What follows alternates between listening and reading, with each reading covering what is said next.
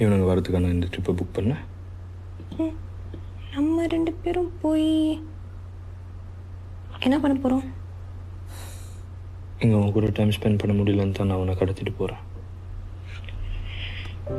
Listen, Tara. I just want to love you. Spend time with you.